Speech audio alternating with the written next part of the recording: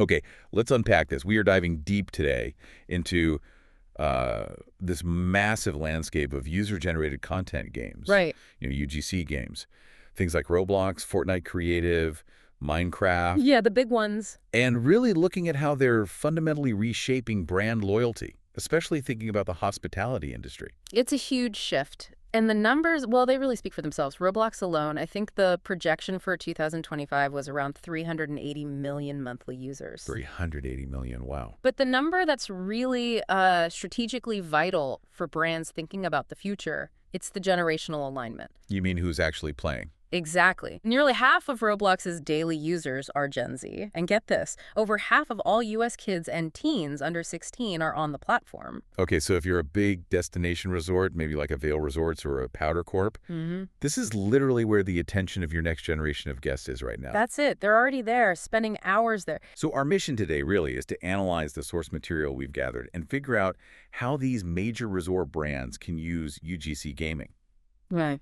And not just for, like, fuzzy engagement metrics, Right, not just likes. but to drive real, tangible financial returns.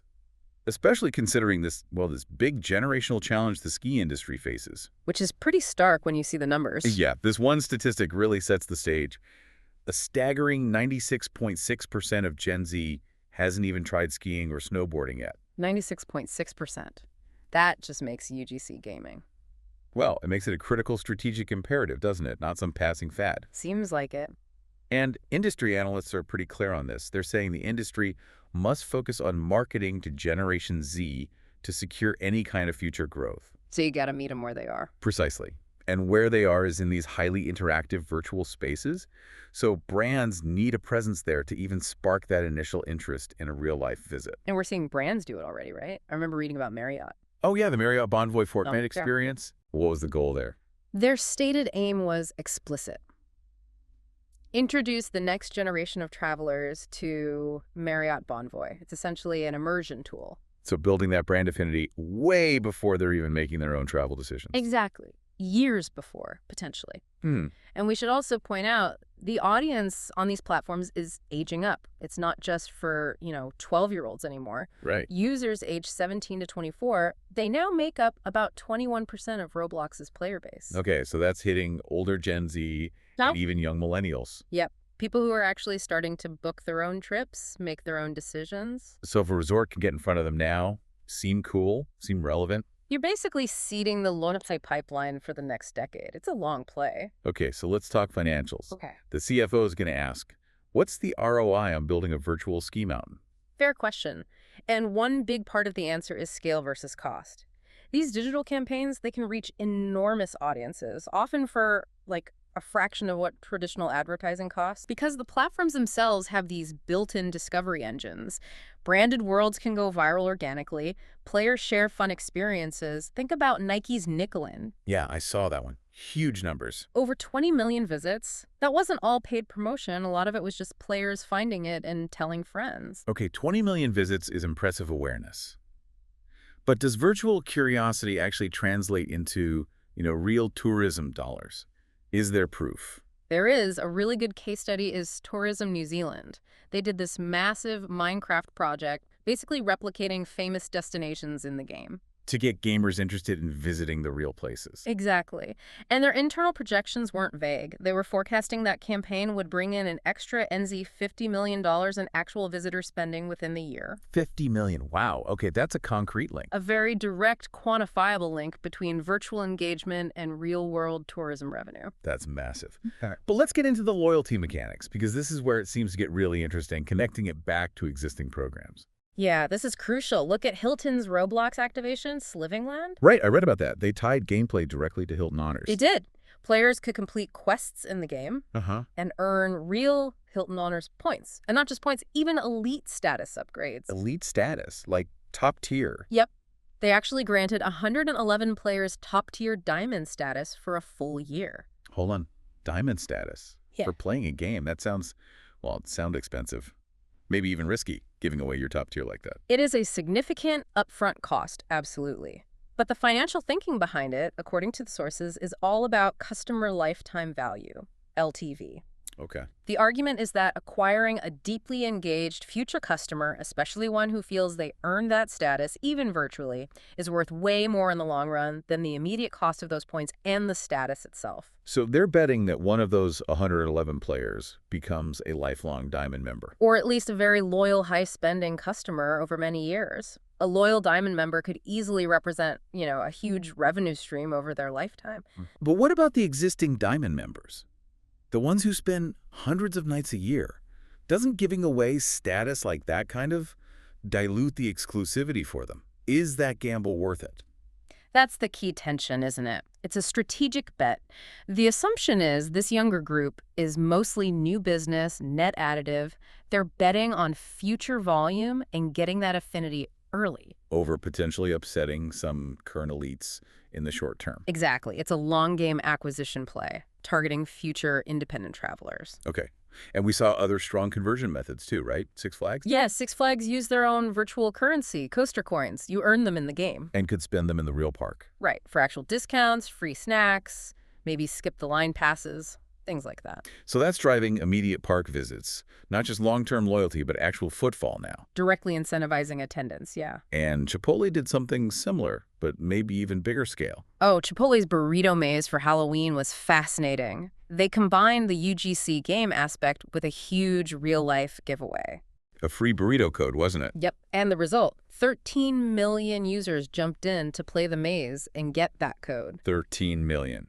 For a burrito. It just shows the insane engagement potential when you link virtual effort to an instant real-world reward people actually want. Okay, and one last financial point here. This idea of year-round engagement. Crucial for seasonal businesses like ski resorts. Right.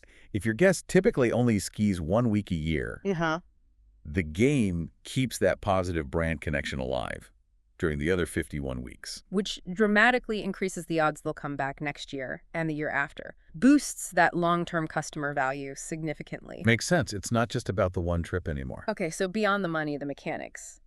Why does this work so well? There's a whole psychology of play involved here, right?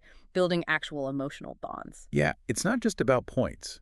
Why is gamification, stickier than just looking at an ad or using a basic resort app? Well, it taps directly into some core human psychological needs. There's this theory, self-determination theory. It basically says we're driven by needs for competence, autonomy, and relatedness.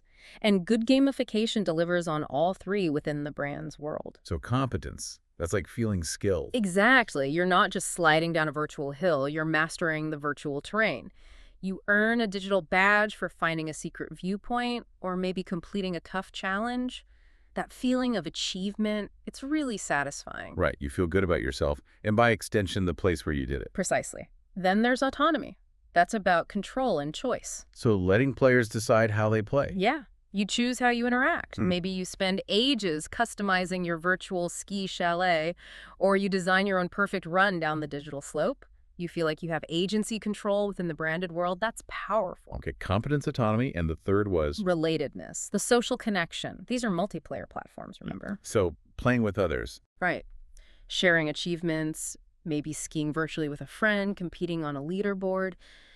That shared experience cements positive feelings about the brand itself. It kind of animates the experience, makes it more vibrant. Injecting purpose and maybe even joy into it. Yeah, it can lead to that state of flow, where you're just blissfully immersed. And there's this other concept mentioned, psychological ownership. What's that about? That comes from the user-generated part of UGC.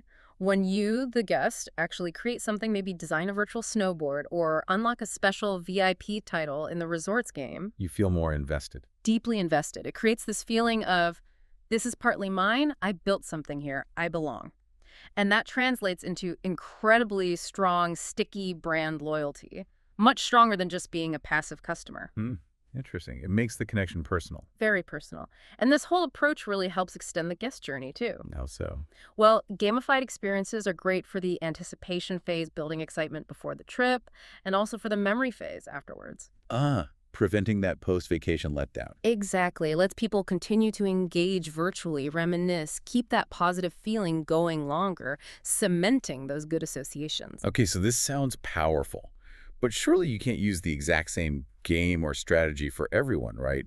A teenager on Roblox isn't going to want the same thing as their, say, Gen X parents. Absolutely not. Segmentation is critical here. You need a nuanced strategy, especially when you think about the rewards and the style of play. So break it down. Gen Z and the younger ones, Gen Alpha. What drives them? For them, it's got to be about fun, creativity, customization, and definitely social sharing. Think designing their own virtual ski gear, building crazy snow forts, sharing Yeah. clips. Then their engagement matters because... Because they have huge influence over family trip decisions, even if they're not paying. Pester power is real. Okay. What about millennials? They're often parents now, right? Right. So for them, you emphasize utility, maybe convenience, and family connection. Strategy could be about parents playing with kids to preview a destination together. Collaborate. Exactly. And millennials are generally quite sensitive to earning points, getting those discounts. Value matters. Makes sense. And Gen X, my generation. What are we looking for? Gen X often values practical benefits, maybe some novelty, but also facilitating quality family time. So the gamification for them should probably be pretty low friction, optional. Not forced on us. Right.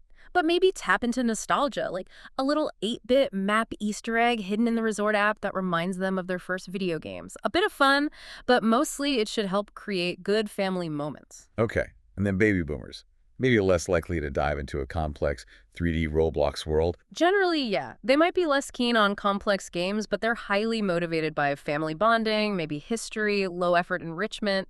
So simpler things. Could be simple AR walking tours on their phone, trivia about the resort's history, or games specifically designed for them to play with their grandkids. It's about connection. And what about socioeconomic differences? We talked about Hilton giving away diamond status and Six Flags giving away free snacks with coaster coins. Seems like different approaches for different wallets. Definitely. That Six Flags coaster coins example, earning virtual currency for tangible, cost-saving rewards like free snacks or discounted rides, Yeah. that speaks directly to a more middle-class audience, highly motivated by saving money, getting tangible value, stretching the budget for the day. The effort pays off in saved cash. Right. Whereas the affluent guest. They're often motivated more by novelty, prestige, exclusivity, things like special VIP content in the game, maybe invitation-only virtual events, early access to new virtual slopes or features. So they're buying status and unique experiences, not necessarily saving $5 on a hot dog. Exactly. The game structure, the rewards they need to reflect whether the brand is primarily selling value and savings or status and exclusivity. So, okay, we understand the why and the who. How does this actually get implemented? Does a small local ski hill need to build a giant virtual world like Vail might? No, the scale and approach definitely need to match the facility. It's not one size fits all. So for those big destination resorts like a Vail or maybe Aspen, what's the strategy? For them, it probably makes sense to invest in creating really rich, immersive virtual worlds, maybe an epic world or something similar, that extends that resort experience year-round. So a big build. Yeah, a significant investment. And it should involve gamifying on-site activities, too, like location-based quests using your phone that require you to actually be there, explore the physical mountain.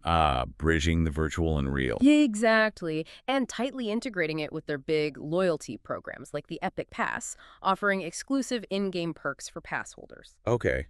But what about the smaller places, the non-destination resorts, the local ski hills? They can't afford that kind of development. Right. For them, the strategy has to be way more cost-effective and focused on their existing community. They shouldn't be trying to build a whole custom Roblox world from scratch. So what can they do? They could maybe sponsor a tournament within an existing popular third-party snowboarding game. Or use simpler tech, maybe digital leaderboards for regulars, AR filters, awarding fun local legend badges for frequent visitors. Still tapping into that psychology of achievement and belonging, but on a smaller scale. Exactly. Driving repeat visits among their core local audience. The underlying psychological effects building loyalty through fun and engagement still work, even if the budget is smaller. That seems to be the great equalizer here, then. The core principles work regardless of the scale. Pretty much. It's about applying them smartly based on your resources and your specific audience. Okay, so let's try and synthesize all this. We've covered a lot of ground. What does it all mean for the hospitality industry, especially resorts? I think the main takeaway is that UGC games, these virtual worlds, they're not just a marketing gimmick or a side project anymore. They need to be seen as a core strategic pillar. A pillar for what specifically? Well, for driving real revenue through measurable conversion, we saw the New Zealand example. For future-proofing your marketing by actually connecting with Gen Z now. And for gaining a competitive advantage through a genuinely enhanced guest experience that builds loyalty. And it feels like the emotional core is key. It's not just transactions. Absolutely. That's the power of enjoyable gamification. It fosters positive emotions, creates those magic moments we talked about, satisfies those deep human needs for competence, autonomy, relatedness. Which leads to much stronger, longer-term loyalty than just, say, a discount program alone. Right, No. because guests who engage this way stop being just passive customers. They become active participants, they become invested, ultimately they become fans. Fans of the brand, not just customers. Exactly, and that raises a really important, maybe provocative final thought for brands listening. Okay. If the highest, most valuable form of loyalty is fandom, how quickly does every hospitality brand need to shift? Shift from just selling a stay or selling a ski ticket. To selling an ongoing year-round experience, an experience that people want to be a part of, virtually and physically. Precisely.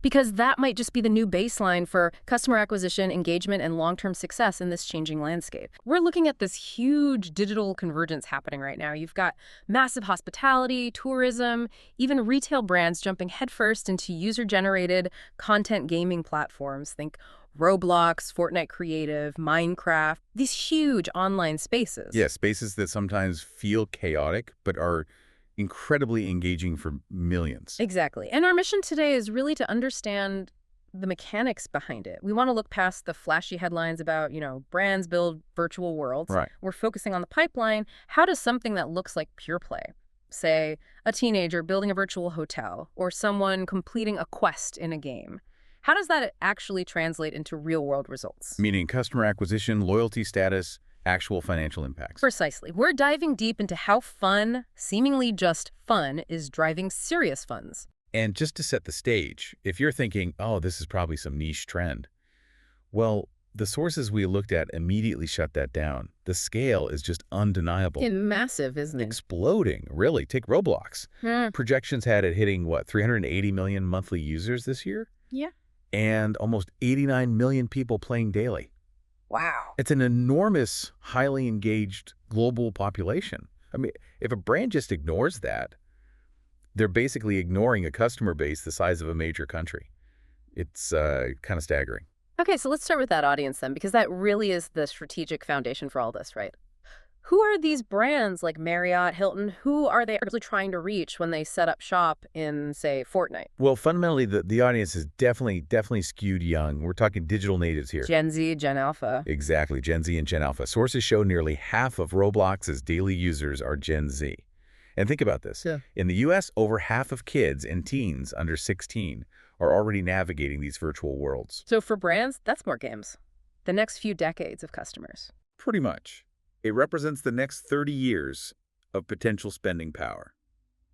You have to be where they are. But, okay, loyalty is a long game, isn't it? You can't just hook a 14-year-old and expect them to stick around forever if the platform doesn't grow with them. Doesn't the platform need to age up? That's a really critical point. And yes, the user base is actively maturing. The data highlights that users aged 17 to 24, they now make up 21% of Roblox's players. Okay, so that's late Gen Z, maybe early millennials. Right. And that's crucial because this group is just starting to get their own disposable income.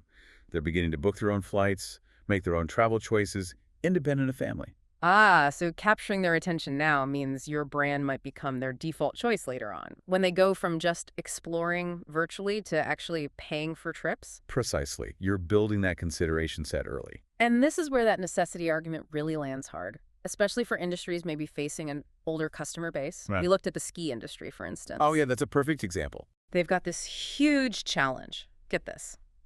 A staggering 96.6% of Gen Z have never even tried skiing or snowboarding. 96.6%.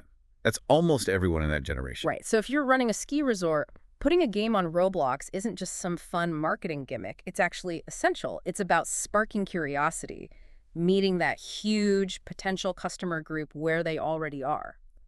It's basically future-proofing your business. And being early has its own advantages too, doesn't it? Definitely. Like Marriott being the, quote, first hospitality company to launch in the Fortnite universe. Yeah. That move alone It immediately gives them this cutting-edge reputation. Signals innovation. Exactly. To investors, the media, and maybe most importantly to that younger audience, being first acts like really powerful earned media. It makes you stand out. Okay, so we've moved from why it's necessary strategically to how it actually works on the ground. And this is where it gets really fascinating, I think. Yeah, the execution. We have to ask, are the results tangible? Or is it just, marketing buzz? How are these big brands actually bridging that gap between clicking buttons in a virtual world and getting someone to transact in the real world? The key, really, seems to be offering incentives that are high value, tangible, and directly solve a business problem, whether that's getting new customers or just getting people through the door. Okay, let's talk Hilton. Their Slivingland thing on Roblox with Paris Hilton, that seemed pretty aggressive. They weren't just handing out virtual t-shirts. No, they went straight for the loyalty jugular. Players could earn actual Hilton Honors points. Over 12 million were offered up. 12 million points. Yeah. And even more dramatically, they gave away top-tier diamond status for a whole year to 111 players. Okay, wait. That sounds risky. Giving away status that people usually spend thousands, maybe tens of thousands to earn. It does sound risky on the surface. You're right. Hilton's giving away something usually reserved for their most frequent high-spending guests. Right. I mean, if I'm a Diamond member who slogs through 50 nights a year on the road, wouldn't I feel a bit miffed seeing someone get the same status for winning a game? Did the sources talk about that potential downside, the risk of diluting the value for existing loyal customers? They touched on it, yeah, but more implicitly. The whole calculation hinges on customer lifetime value, or CLV. Okay. Hilton's essentially betting that the long-term value of these newly acquired young customers, especially those who get a taste of that elite status early on, will massively outweigh the initial cost of the points and status. So they expect higher retention, more spending over decades? Exactly. The data suggests that early acquisitions, especially tied to elite status, create stickier, more valuable customers down the line. So it's framed as an investment in future loyalty, not just a giveaway. Okay, that makes more financial sense. Calculated risk. Now, what if your goal is more immediate, like Six Flags needing people to actually show up at the parkade? Right, then the mechanism has to be more direct. Six Flags built this really cool Roblox experience, virtual roller coasters and all that. Yeah. And they integrated their own proprietary virtual currency called Coaster Coins. Coaster Coins, okay. Players collect these in the game by riding rides, doing challenges. But here's the brilliant link.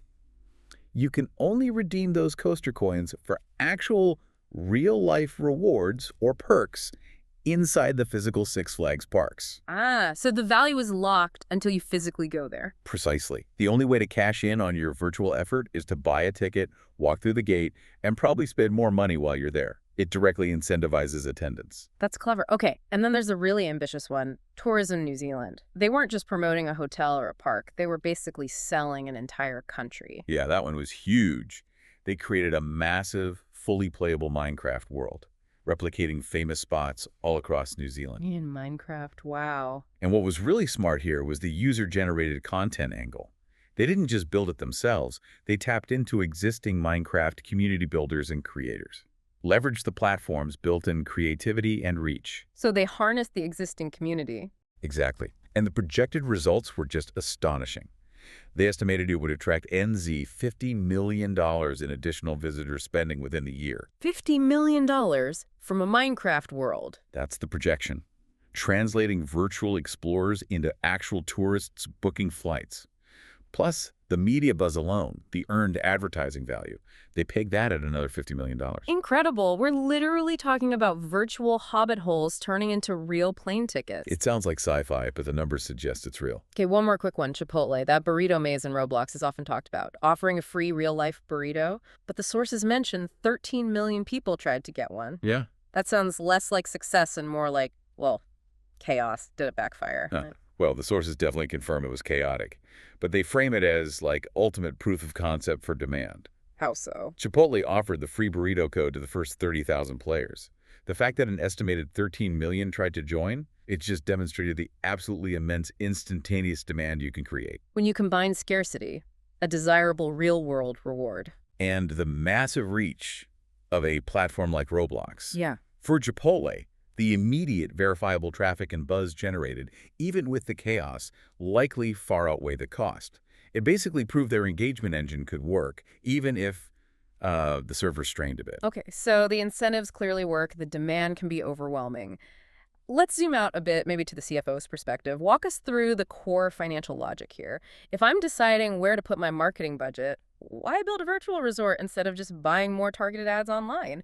Give me the efficiency argument. Okay, the efficiency argument is pretty compelling, actually. Yeah. These UGC games essentially create a more sophisticated financial funnel, and it's really focused on longevity and, well, efficiency. How? First off, maximizing marketing efficiency. Right. Think about traditional ads you pay per impression, right? And often the engagement is pretty shallow. Click and gone. Exactly. These platforms, they offer incredibly deep engagement. We're talking millions of visits, sometimes people spending hours interacting with your brand's virtual space. And often this is achieved with a relatively modest initial development budget because you're leveraging the platform's own built-in discovery engine. So the cost per deeply engaged minute is much lower. Vastly lower, potentially. Second, and this is probably the real anchor for the CFO, is the boost to customer lifetime value, CLV. Right, the long game again. Yeah. These games help solve that classic out-of-sight, out-of-mind problem, especially in hospitality or tourism. You stay top of mind year-round, not just when someone's actively planning a trip. So it keeps the brand connection warm even in the off-season. Precisely. You're constantly reinforcing the brand identity, maybe teasing new offerings. This leads to higher repeat visits, higher loyalty, and ultimately higher profitability over that customer's entire relationship with your brand. And I guess there's also potential for direct revenue within the game itself, like selling virtual items. Is that significant? Usually secondary, but yes, those ancillary revenue streams are like the cherry on top. Brands absolutely can and do offset some development costs by selling branded virtual merchandise. Think character skins, maybe digital versions of real-world hotel amenities, stuff like that. Okay. While the main goal is usually loyalty or marketing, the fact that these platforms can function as microeconomies definitely adds to the overall financial case. Okay, so the money side makes sense. But you mentioned loyalty. And that's not just about discounts, is it? There's a psychological pull. How do these games actually wire our brains to feel more connected, more loyal to a brand?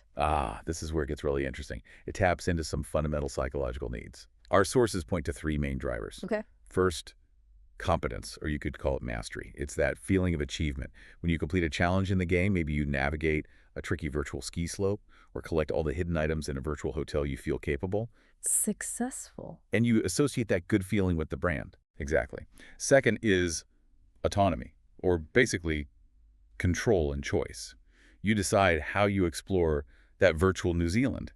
You choose which quests to tackle in the virtual lobby. This sense of active choice makes the experience feel personal, like it's yours. Right, not just passively consuming content. Precisely. And third is relatedness, or social connection. These platforms are inherently social places.